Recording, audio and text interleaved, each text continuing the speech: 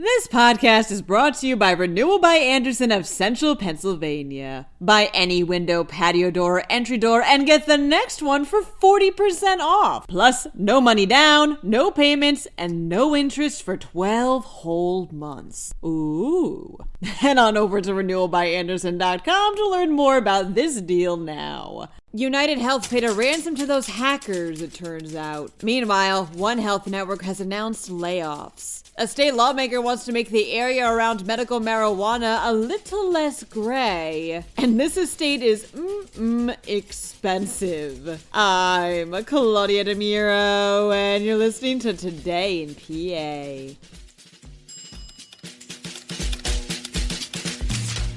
Back in February, Change Healthcare, which is a widely used medical billing system owned by UnitedHealth Group, suffered a cyber attack by Russian ransomware group Black Cat, also known as OWL-PHV, reports CBS Local Pittsburgh. Today in PA previously covered the story, highlighting how officials were quote-unquote extremely worried about the effects of this attack, since Change processes about 15 billion medical claims a year, meaning this attack has caused claims for both private insurance and Medicaid to be held up. UnitedHealth has now confirmed they paid these hackers a ransom in order to protect the data that was stolen, although the amount wasn't disclosed. The attack already cost UnitedHealth almost $900 million due to the disruption it caused. UPMC is laying off around 1% of its workforce, reports PennLive. This amounts to roughly 1,000 employees system-wide. Spokesman Paul Wood, according to Pittsburgh's Action News 4, explained these layoffs are part of the way UPMC is responding to the challenges it faces in a post-pandemic marketplace. The jobs that are being cut are mostly non-clinical and administrative. There are still some problems with Pennsylvania's medical marijuana program, states the Center Square. For one thing, while anyone in Pennsylvania with a valid medical marijuana card can get marijuana, possession is still in violation of a federal law, meaning these cardholders are barred from obtaining a license to carry.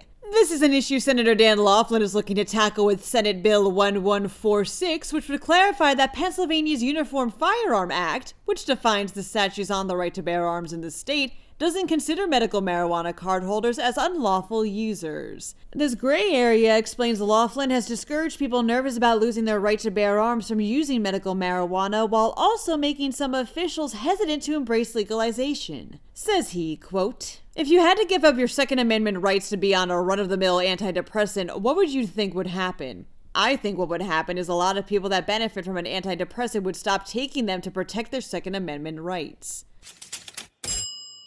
Campbell Soup's tagline has long been, good, says PennLive. And a 26-something acre estate once owned by the heirs of the company for half a century is, expensive. The estate, which is located in Montgomery County, technically has two properties, Linden Hill Estate and Linden Hill Court, and comes complete with a mansion containing 19 bedrooms and 15 bathrooms. And hopefully a map. The property is being auctioned off, with bidding for the estate starting at $2 million and for the court, $1.5 million. Oh, and a $100,000 bidder deposit is required too, just in case you were thinking on bidding yourself. That wraps up today's episode. For more news, drop by PennLive.com. And please remember to rate this podcast wherever you may listen to it, and to share it around with people you think may dig it as well. Thanks in advance, and of course, thanks for listening. I'm Claudia Dimuro, and we'll talk during Friday's episode of Today in PA. This podcast is brought to you by Renewal by Andersen of Central Pennsylvania. Buy any window, patio door, or entry door and get the next one for 40% off. Plus, no money down, no payments, and no interest for 12 whole months. Ooh. Head on over to renewalbyandersen.com to learn more about this deal now.